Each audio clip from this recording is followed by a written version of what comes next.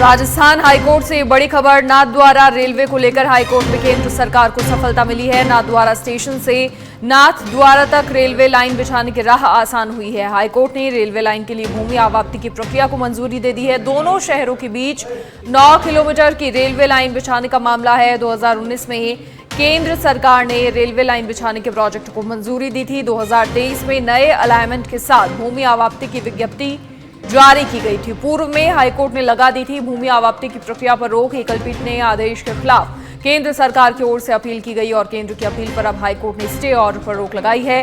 High court ने कहा, राष्ट्रीय हित में जनसामान्य से जुड़े प्रोजेक्ट नहीं जा सकते हैं। केंद्र सरकार की ओर से एएसजी आदि रस्तोगी ने मामले में पैरवी की और नए अलाइनमेंट से देश को 381 करोड़ रुपए की बचत की जानकारी दी गई।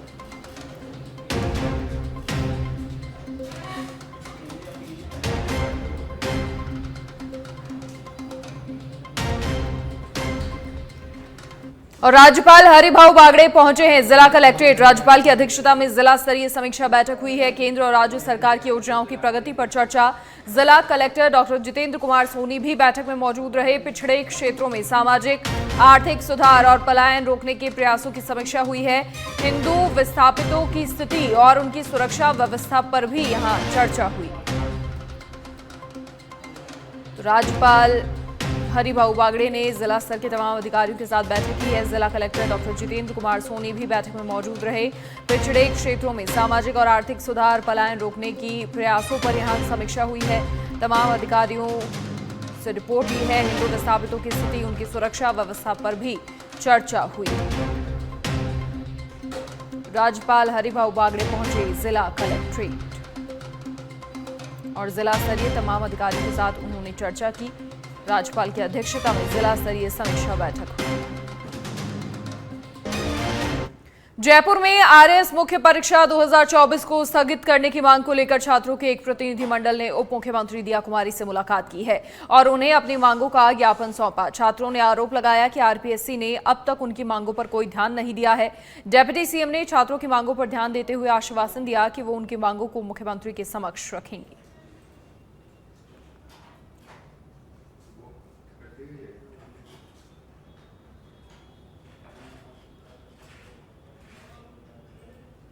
और अब जयपुर से खबर, जहां पेयजल को लेकर भजनलाल सरकार गंभीर है। मंत्री जवाहर सिंह बेढम ने संवेदनशीलता दिखाई है। पानी को लेकर जाम लगा रहे लोगों की समस्याओं को सुना है। मौके से ही कलेक्टर जितेंद्र कुमार सोनी से भी बातचीत हुई। पेयजल को लेकर भजनलाल सरकार लगातार गंभीर है और ऐसे में मंत्री जवाहर सिंह बेढम ने संवेदनशीलता दिखाई है।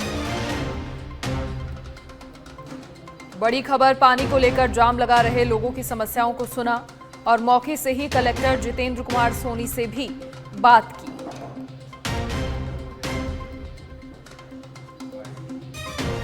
पेयजल को लेकर सरकार लगातार गंभीर है और ऐसे में मंत्री जवाहर सिंह बेढम ने लोगों से बातचीत की, संवेदनशीलता दिखाई, आश्वासन दिया और मौके पर ही जिला कलेक्टर से भी बातचीत की।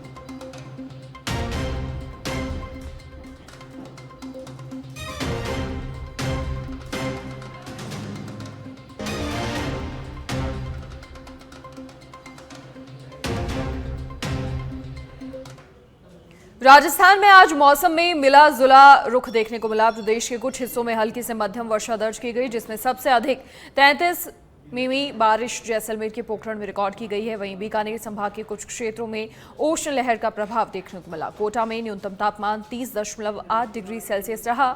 वहीं मौसम विभाग जयपुर ने आने वाले दिनों में भी तापमान में उतार चढ़ाव और आंशिक बारिश की संभावना जताई है।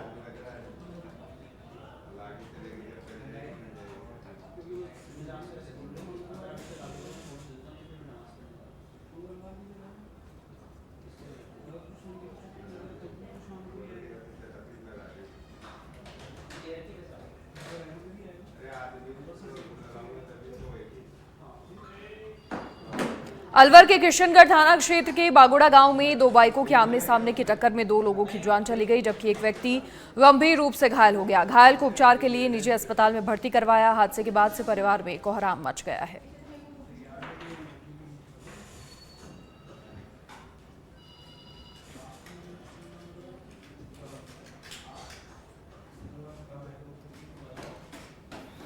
और ये कल शायद किशनगढ़ जा रहा था, तो रास्ते में अचानक दूसरी बाइक से एक्सीडेंट हो गया। तो उसमें उधर भी कैजुअलिटी हुई, इधर भी एक्सपायर हुआ। दूसरा जो साथी था वो इंजर्ड है, स्थानीय हॉस्पिटल में भर्ती है फिलहाल। क्या काम करते हैं? ये ड्राइवर है, गाड़ी चलाते हैं। मृतक का नाम नरेंद्र सैनी।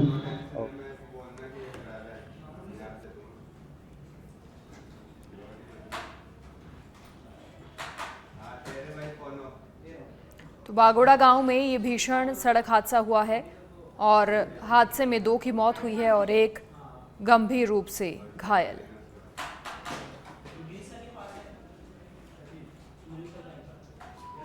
और बड़ी खबर का रुख करेंगे, नरेश मीणा को राजस्थान हाईकोर्ट से बड़ी राहत। देवली उनियारा विधानसभा उपचुनाव के दौरान एसडीएम को थप्पड़ मारने से जुड़े हुए मामले को लेकर ये बड़ी अपडेट। मामले में हाईकोर्ट ने नरेश मीणा की जमानत याचिका मंजूर कर ली है। नरेश मीणा को हाईकोर्ट से जमानत मिली है। नगर फोर्ट थाने में दर्ज एफआईआर में जमानत मिली है। जस्टिस अनिल कुमार उपमन की एकल पीठ ने आदेश दिए। याचिकाकर्ता नरेश मीणा की जमानत याचिका पर सुनवाई करते हुए आदेश दिए गए हैं। याचिकाकर्ता की ओर से एडवोकेट डॉक्टर महेश शर्मा सहित एडवोकेट फतेहराम मीणा और लाखन सिंह मीणा ने पैरवी की। जमानत के बाद भी जेल से बाहर नहीं आ पाएगा हालांकि नरेश मीणा। एसडीएम को थप्पड़ मारने के मामले में राजस्थान हाईकोर्ट की ओर से राहत मिली है। नरेश मीणा को जमानत दी गई है। जस्टिस अनिल कुमार उपमन की एकल पीठ ने आदेश दिए हैं। हालांकि जमानत के बाद भी जेल से बाहर नहीं आ पाएगा नरेश मीणा। याचिकाकर्ता की ओर से एडवोकेट डॉक्टर महेश शर्मा और साथ ही एडवोकेट फतेहराम मीणा और लाखन सिंह मीणा ने पैरवी की है। जमानत के बाद भी जेल से बाहर नहीं आ पाएगा नरेश मीणा।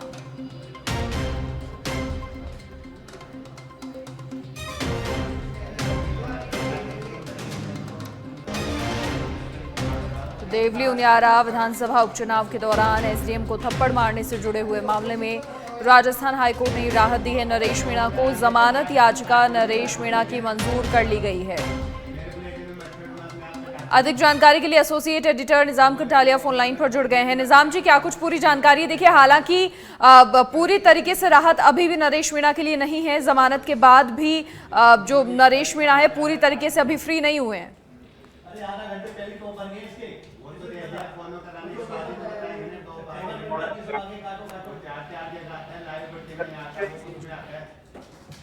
चलिए, अब तकनीकी खामी की वजह से संपर्क फिलहाल नहीं हो पाया, लेकिन जानकारी आपको दे दें कि नरेश मीणा को हाईकोर्ट से राहत मिली है, जमानत दी गई है। पाली के सुमेरपुर में आबकारी विभाग और पुलिस प्रशासन की देखरेख में करीब 700 लीटर शराब का निस्तारण हुआ। टीम ने अलग अलग 23 मामलों में करीब 700 लीटर देसी शराब का बस स्टेशन के पास जेसीबी मशीन से निस्तारण किया। थे, जिनमें से 600 लीटर देसी और करीब 117 लीटर अंग्रेजी बियर को निरस्त कराया गया। आबकारी थाना पुलिस दोनों के निर्देश कोर्ट के निर्देश पे हुआ सर। राजस्थान सरकार जल संरक्षण और पर्यावरण संवर्धन को लेकर सजग नजर आ रही है, जहां इसी क्रम में प्रदेश के जल संसाधन मंत्री सुरेश रावत 1 दिवसीय उदयपुर प्रवास पर रहे। इस दौरान उन्होंने सर्किट हाउस में मीडिया से बातचीत करते हुए राज्य सरकार की भावी योजनाओं की जानकारी दी। इस दौरान उन्होंने कहा कि उदयपुर जिले में जल संरक्षण और पर्यावरण संवर्धन को जन आंदोलन बनाने के उद्देश्य से 5 से 20 जून तक जल स्वावलंबन पखवाड़े का आयोजन होगा और इस वृहद अभियान का शुभारंभ 5 जून को गंगा दशमी और विश्व पर्यावरण दिवस की शुभ अवसर पर होगा।